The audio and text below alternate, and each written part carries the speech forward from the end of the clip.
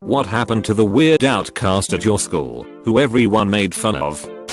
He died in a fire. It was sad.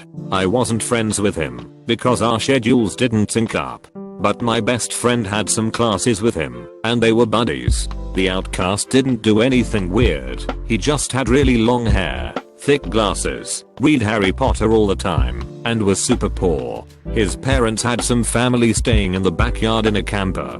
They had daisy chained a bunch of power strips and extension cords. It caused a fire in the house. The mother, father, and older brother got out. When the outcast didn't come out, his older brother went in after him. They both died. They found the older brother collapsed at his side. It's interesting. When he died, it became trendy at school to pretend he was your friend before he died. Everyone talked about how they missed him and how he was such a good friend. Even the people who would mercilessly tease him. Most of these kids went to the grief counselor too. Everyone deals with grief differently, and maybe they felt guilty they treated him like garbage.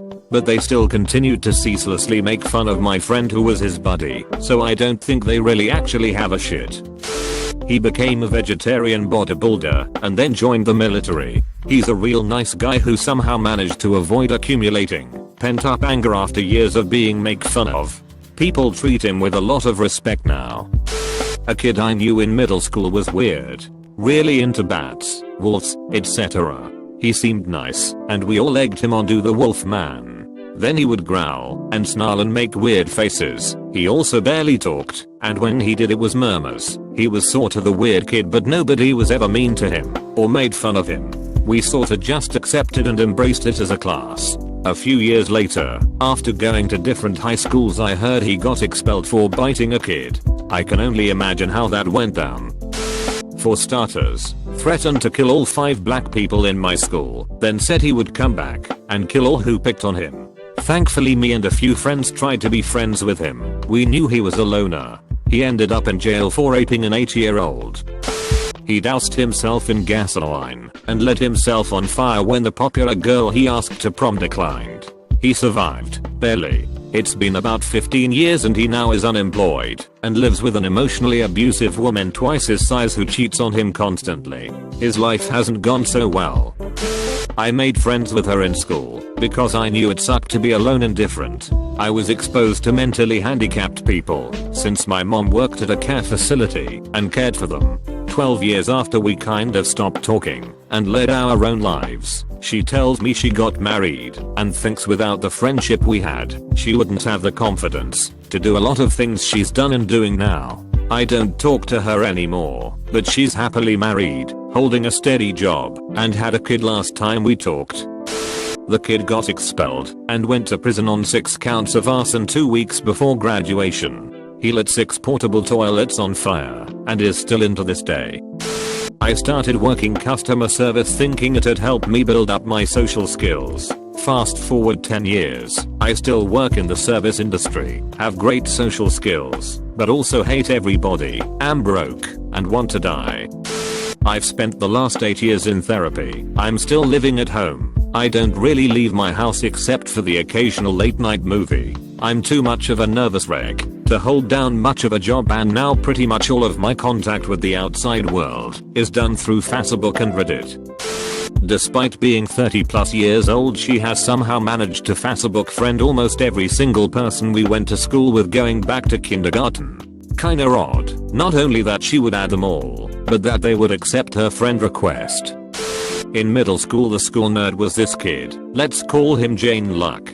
It was a rough school, predominantly Latino and black, and here is this gangly, awkward, white boy with glasses and an enlarged esophagus, so he was always foaming around his mouth and smelled like dirty clothes. His teeth were always grubby and his hair was always overgrown.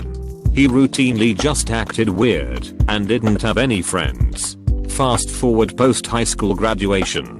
He and I had gone to separate high schools, but he lived in the same neighborhood as some of my friends, so I would occasionally run into him. He had taken to wigger style, which was really cringy. This overweight, awkward, white boy, same glasses, same foamy mouth, same terrible lisp, and poor social skills, living with his parents. By this time it was apparent that he was slow, so to speak. I have a cousin who is also slow and made the mistake of inviting Jane Luck to a party where he got caught masturbating in a back bedroom and then lashed out at everyone when they made fun of him, eventually turning a knife on someone, and the police were called. Fast forward to about 2 months ago, I was hit up on Facebook by some guy with a Latino name who said he was Jane Luck and wanted to reconnect with me. I checked the photos and, yup, it was him. I guess he changed his name to something more Latin sounding because he thought that might make him cooler?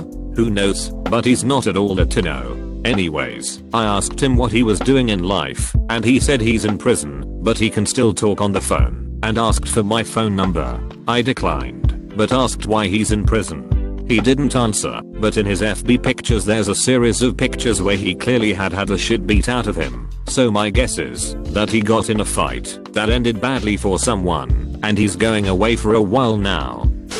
Answering for my brother. He was a short tiny kid in high school with acne problems and not the best hygiene skills. I knew he didn't have many friends, but it wasn't until I met a girl who was a freshman when he was a senior that I learned he was the outcast and he was made fun of constantly and didn't really have friends. In my eyes, my brother was this awesome, funny, great guy, so this really blew my mind. He wound up joining the army at 18, grew to be about 6'4". He advanced quite fast in the army and really did well for himself. He's out now, serving in the National Guard still, moved across the country, is working on obtaining a degree, and is well traveled with plans to open his own business. He's the most outgoing person I know who can make friends like nothing, and loves making people laugh. I knew he had it in him all this time, and it's sad that the kids in high school couldn't see that. I was the kid who was bullied a lot in school, while also being abused at home. Tried to kill myself a couple times, didn't work obviously. Now I'm almost 18, stressed out of my mind working a fast food job, going to school, and doing theater. I'm losing my hair and a lot of weight from the stress and exhaustion, but I still have a whole life ahead of me. Got a boyfriend who treats me well, and I'm looking into a career in musical theater. So, all in all, I'm healing. And I'll get there someday. The kid was a refugee and came to a new country and new school, and instead of welcoming him and helping him adjust, the small class just made fun of him. Now he is a deadbeat. I'm not sure if it was all the trauma of fleeing a country or the trauma of being a social pariah for years on end. And sure, kids get picked on, but he left school without any friends. I don't recall him being invited to any parties, even the big ones. Can you imagine? Day in and day out, no one even noticing or caring about you. No one to share your feelings with. No one to tell about your good days or your bad times. It's one of those, if I could turn back time, I'd definitely have more compassion toward him. I wasn't the weird outcast, but I was never super popular. I got picked on and bullied because just when I started to fit in, we'd move. Then I had to keep starting over. New school, new people. Kids weren't as accepting of new people as they are nowadays in my experience.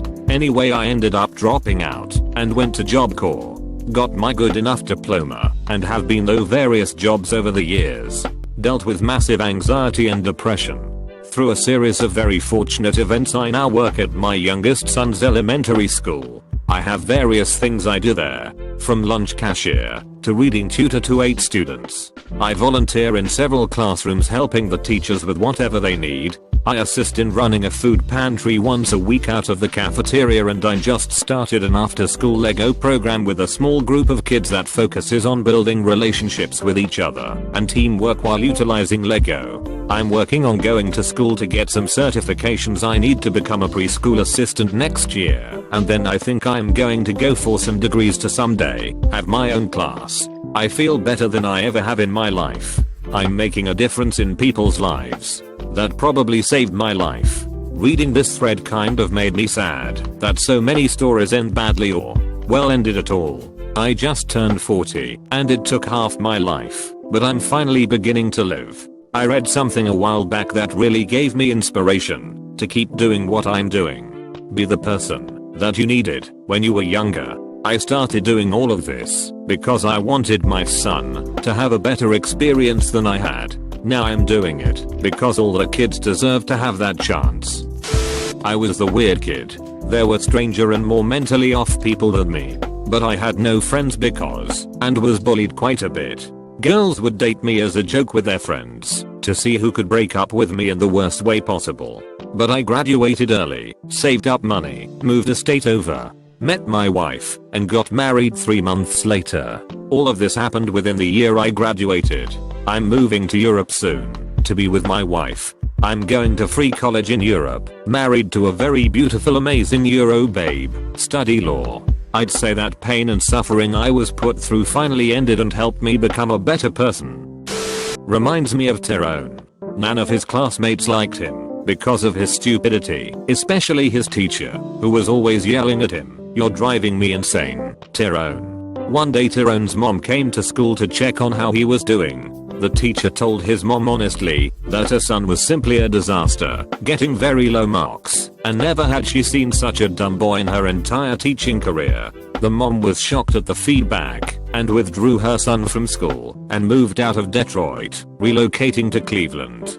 25 years later, the teacher was diagnosed with an incurable cardiac disease. All the doctors strongly advised her to have heart surgery, which only one surgeon could perform at the Cleveland clinic. Left with no other options, the teacher decided to have the operation, which was successful. When she opened her eyes after the surgery, she saw a handsome doctor smiling down at her.